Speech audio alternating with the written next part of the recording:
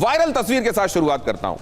आज मैंने बहुत सारी प्रॉपर्टीज भी आपके लिए इकट्ठी की हैं, बहुत सारे वीडियोस भी इकट्ठे किए हैं, बहुत सारे ग्राफिक्स भी हैं, और सब कुछ इसलिए ताकि एक मुकम्मल तस्वीर आपके जहन में E20 को लेकर बन सके। अब जरा यहां देखिए, ये वायरल दावा है, लोगों के बीच में जम के सर्कुलेट हो रहा है। इसमें एक व्यक्ति दिखाई दे रहा है जिसने बॉटल पकड़ी हुई है हाथ में, और उसका दावा यह है कि ये एथेनॉल ब्लेंडेड पेट्रोल है, और इसमें पानी अलग दिखाई दे रहा है, पेट्रोल अलग दिखाई दे रहा है। उनका कहना यह है कि इसी तरीके से एथेनॉल ब्लेंडेड पेट्रोल जो है उसमें पानी अलग जमा हो जाता है, पेट्रोल अलग हो जाता है, और इसी वजह से इंजन में प्रॉब्लम आ रही है, लोगों की गाड़ियां खराब हो रही हैं और माइलेज ड्रॉप हो रहा है।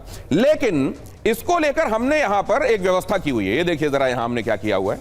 पूरी एहतियात के साथ, ये समझते हुए कि ये कितना ज्यादा ज्वलनशील होता है और उसको रखने में क्या एहतियात बरतनी चाहिए, हमने यहां पर अलग अलग तरीके का पेट्रोल रखा हुआ है। एथेनॉल ब्लेंडेड पेट्रोल भी है, वो एथेनॉल ब्लेंडेड पेट्रोल जिसमें 20% एथेनॉल ब्लेंडिंग है, वो पेट्रोल जिसका RON रिसर्च ऑक्टेन नंबर 95 है। मतलब ये, इसमें आप कंफ्यूज मत होइएगा कि XP 95 अगर इसमें लिखा हुआ है तो इसका मतलब ये कतई नहीं है कि इसमें 95% पेट्रोल है और 5% इसमें एथेनॉल है, ऐसा बिल्कुल नहीं है।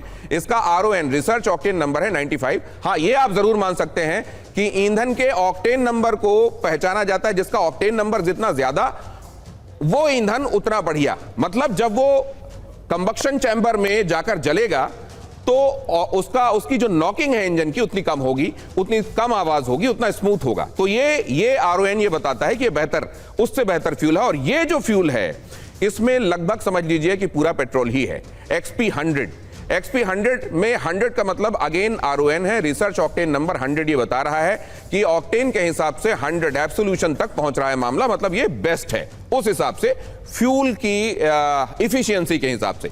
अब जरा इसको भी हम समझेंगे, और यहां पर हमने इसलिए जानबूझकर ये E20 लिखा हुआ है ताकि आपको ये समझ में आ सके, क्योंकि 1-1.5 घंटे जब तक हमारी ये बातचीत होगी, क्या पानी वाकई अलग हो जाता है और पेट्रोल अलग हो जाता है, पेट्रोल का पेट्रोल और पानी का पानी करने के लिए ये व्यवस्था भी हमने की हुई है।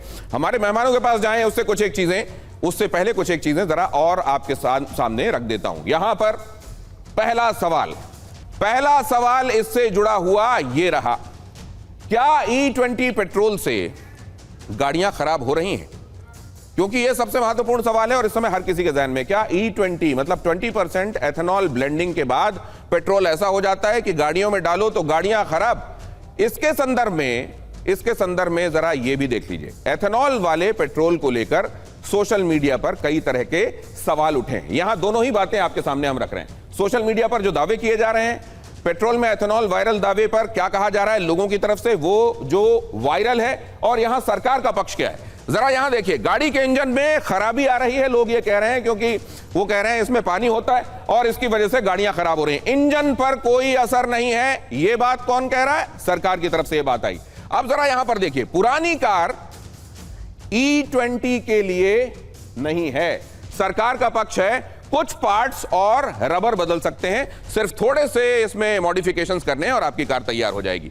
सोशल मीडिया पर दावे क्या है? फ्यूल टैंक में चींटी तक लग जा रही है, यह बन रहा है गन्ने के जूस से, और गन्ने के जूस से बनने की वजह से इसमें चींटी तक लग जाती है। ये दिखाऊंगा मैं, तस्वीर आपको दिखाऊंगा, वो जो वायरल हुई बीते दिनों, जिसमें दिखाई दे रहा है पेट्रोल टैंक के चारों तरफ चींटियां जमा है। सरकार का पक्ष है E20 से फ्यूल टैंक में चींटी नहीं लगती, ये एथेनॉल है, ये मोलासेस या शीरा या शक्कर नहीं है, उसका घोल नहीं है, इस वजह से इसमें चींटी लगने का सवाल नहीं उठता है।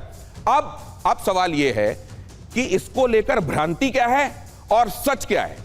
आइए जरा अवीक साहब से शुरू करते हैं। अवीक साहब, ये बहुत सारी बातें चल रही हैं, पुरानी गाड़ियां तो बिल्कुल E20 ब्लेंडेड पेट्रोल के लिए नहीं है, ये क्यों कर दिया गया? थोड़े बहुत तब्दीलियों से ये कार फिट हो जाती है, एक्चुअलिटी क्या है?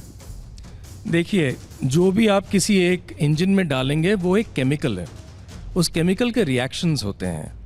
तो अगर आप एक पर्टिकुलर टाइप ऑफ केमिकल को डालने के लिए अगर आपने अपने इंजन को तैयार किया है, इंजन की मेटलर्जी, उसके साथ जुड़े हुए जो रबर पार्ट्स, जो प्लास्टिक्स हैं, वो एक particular type of chemical reaction के लिए आपने उनको तैयार किया है। अगर आप वो केमिकल चेंज कर दें तो इंजन पे तो जरूर असर, मतलब अगर केमिकल चेंज हुआ है तो इंजन पर असर होगा। क्या ये केमिकल चेंज, टूटू साहब, बड़ी माफ़ी शुरुआत आपके साथ होनी चाहिए थी गणेश जी की तरह, इसमें ये हुआ नहीं। लेकिन ये क्या, ये वाकई इंजन असल में तैयार नहीं था और उसके लिए वो ब्लेंडेड पेट्रोल ला दिया गया, या फिर फेज आउट होने के साथ साथ इसको लागू किया जाना चाहिए था, जो कि हुआ नहीं है? क्या है बात? देखिए, सबसे पहले तो ये बताना चाहता हूँ कि ये जो पेट्रोल है, this is suitable for euro 6 BS6 की जो गाड़ियाँ हैं, जो इंजन आ रहे हैं, उनके लिए ये सूटेबल है, बैंग ऑन 100%। बाकी यही पेट्रोल आप पुरानी फिलॉसफी वाली गाड़ियों के अंदर, इंजन के अंदर डालेंगे तो उसको गाड़ियाँ चलेंगी ज़रूर, उनमें कोई ऐसी प्रॉब्लम नहीं आएगी। बाकी उनको जब स्टोरेज करने की टाइम आएगा तो वो उस टाइम के ऊपर आपको एहतियात लेना पड़ेगा कि you will not be able to park that car for more than 6 months और 1 year without any damage to the engine.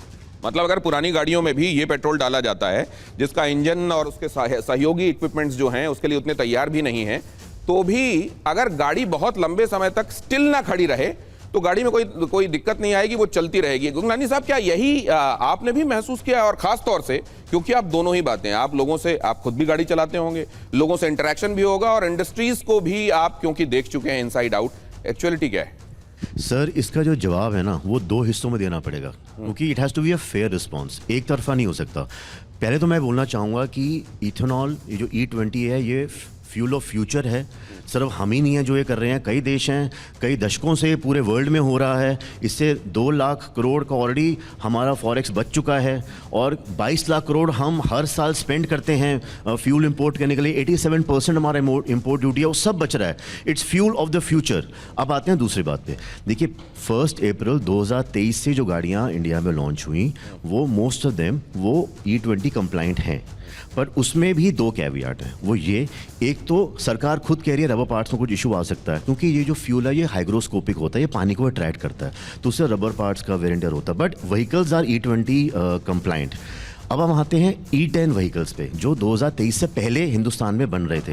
मतलब मोटा मोटा लेट 2012 से लेकर 2023 तक जो मोटा मोटा 25 करोड़ के आसपास व्हीकल हैं, वो E10 के हिसाब से बने हैं, ट्यून्ड हैं। उनको आप E20 देंगे तो वहां पे प्रॉब्लम आ सकती है और आ रही है। नहीं, लेकिन अभी टूटू साहब ने तो कहा कि इसमें कोई समस्या, एक्चुअली अगर आप पार्क ना रखें लंबे समय तक, अगर आप चलते रहते हैं तो समस्या, चल इसमें खड़ा मत हो। मतलब अगर पुराना वाहन भी है, खड़ा नहीं होता है और ब्लेंडेड पेट्रोल उसमें डाल रहे हैं तो तकलीफ नहीं होनी चाहिए। लेकिन क्या बेजौन साहब, आपसे जो संपर्क कर रहे हैं लोग, वो क्या बता रहे हैं?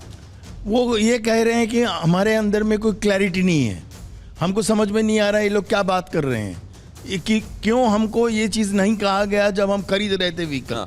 जब हम व्हीकल खरीद रहे थे, और आपको मालूम है कि हमारे देश में एक ब्रांड न्यू कार्स का सेल होता है, एक सेकंड हैंड कार्स का भी सेल होता है, और ये बिल्कुल पैरेलल चलता है। और जब हम खरीदने जाते हैं तब वो डीलर हमको कोई भी शिक्षा नहीं देते हैं कि किस ढंग का फ्यूल हमारे टैंक में डलना चाहिए, किस ढंग से हमको खरीदना चाहिए, क्या करना चाहिए। यदि ऐसे प्रॉब्लम हुआ तो हमको जाके कहाँ जांच करवाना चाहिए, कहाँ पर एविडेंस लाना चाहिए, और उस जांच के तहत। तो यहाँ तो सर अवेयरनेस के मामले में ये भी है कि जिन चीजों को लेकर पहले अवेयर किया गया लोगों को, और वो ड्राइव भी अगर की गई है, उसमें भी गुंजाइशें रहती हैं। अगर बड़े पैमाने पर किसी चीज को रोल आउट किया जा रहा है तो क्या इसको नजरअंदाज किया जा सकता है या कस्टमर की परेशानी को समझना पड़ेगा? मैं ये भी खरे साहब आपसे समझना चाहता हूं, क्योंकि आप तो इतने बड़े लेवल पर लोगों से इंटरेक्ट करते हैं इसको लेकर। ये जो चींटी मीटी लग रही है, ये भ्रम फैलाया जा रहा है, कुछ लोगों ने शक्कर डाल के वीडियो बना लिया है, या ये भी हकीकत है?